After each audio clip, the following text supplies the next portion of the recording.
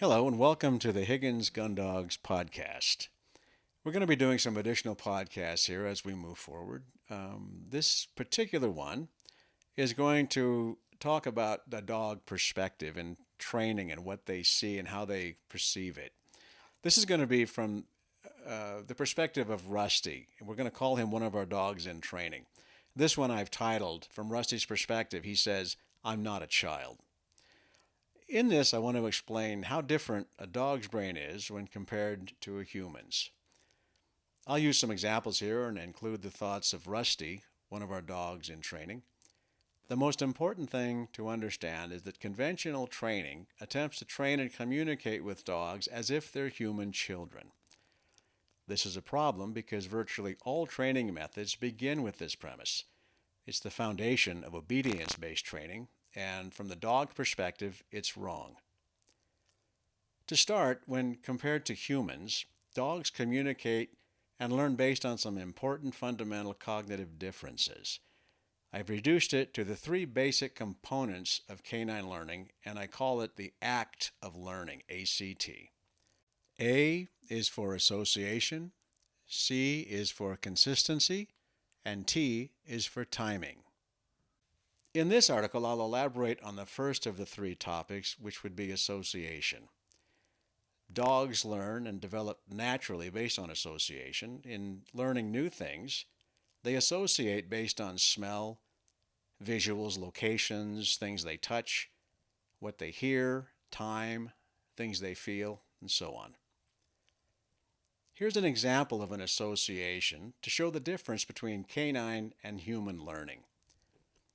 We have two individuals here, Rusty, the dog, and Johnny, the human child. We'll start with a recall. You want them both to respond and come to you when called. You begin in the yard. You get them both clearly understanding what come here means. In the yard, both choose to come immediately when called. Now, you all go to the park. When Johnny's out playing, you tell him, come here.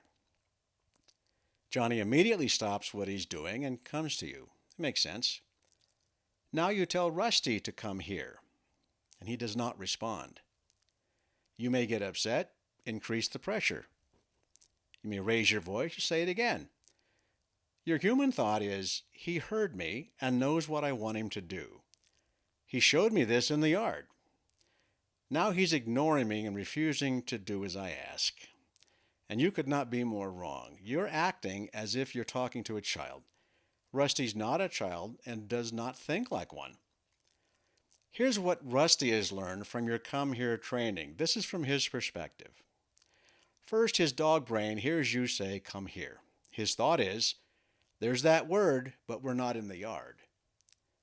Now you raise your voice, increasing the pressure. Rusty's response, wow, she seems mad at me. I wonder what I did. Rusty, through association, has learned, among other things, to come when he's called while in a specific location, and that would be the yard. His canine brain will not necessarily connect the new word with a different location. For the kid, it's easy. For Rusty, it can be a problem.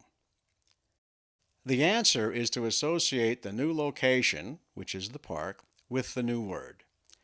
Using a check cord, tell him the word, and if needed, guide him in with the check cord a couple of times. Now you've shown him that the new word is not just associated to the yard, but it can be used elsewhere. After you show him this in 2 or 3 different locations, he'll understand to come in from wherever he is, the yard, the park, the hunting field, whatever.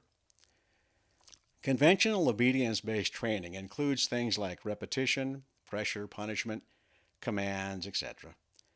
These go against a dog's natural talents and abilities. In learning new things, dogs, predators in general, are born with all the talent and all the tools they'll ever need. These things include association, consistency, timing, energy management, trust, cooperation. If your goal is to understand your dog and manipulate his behavior in a natural way, stop training him as if he were a child. Bottom line, be less human and be more dog.